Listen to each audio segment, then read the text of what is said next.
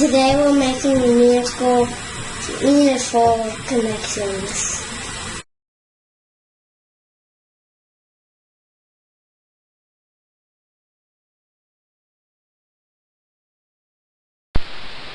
Okay, so what is a meaningful connection?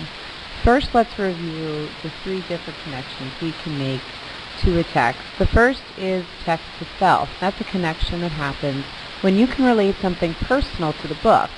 For example, the plot or the struggles and development of one of the characters. Just think, what does this story remind you of? Can you relate to the characters in the story?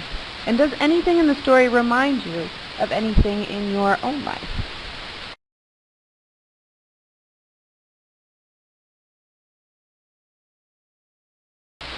Secondly, a text-to-text connection happens when you can relate something in a book to another text.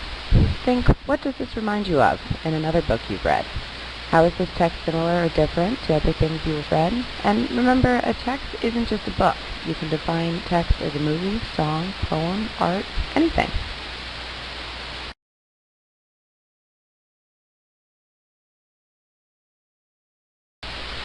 Finally, a text-to-world connection happens when you can relate specific happenings or themes in the novel to events that have happened, are happening, or might happen in the future in our own world. Think, what real-world stuff does this remind you of? How are events in this story similar to things that happen in the real world? And how are events in the story different from things that happen in the real world?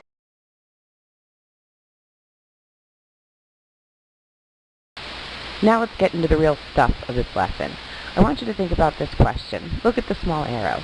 Does the connection help us better analyze or interpret the story's plot, characters' motivations, or even the lesson or the theme of the book?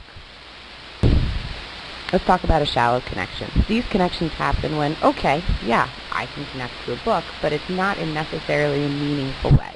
For example, we just read The Terrible Things, and yes, the main character is a rabbit, and so maybe a connection we could make to this story is, I have a rabbit too. Okay, although it's nice that a student can connect because she has a rabbit, and a rabbit is one of the main characters, this doesn't help us develop any deeper meaning of the text. Now, let's look at a deeper connection. The terrible things, let's read the green post-it here. The terrible things remind me of the Nazis, and the animals remind me of the different people they killed. This is a meaningful connection. The student is connecting the allegory with its larger, more complex narrative, the Holocaust and World War II. From this, we can begin to discuss the immoral and unchallenged actions of Hitler's army and how fear weakened the German people. So here's your goal. As you read, jot down some connections you're making to the text. We'll learn how to write long off of post-its tomorrow, that is, expand what's going on our post-it, that is how to form complete and complex thoughts in your group double-entry journals. For right now, take a look at those connections you're making and make sure that they're meaningful. Thanks, guys.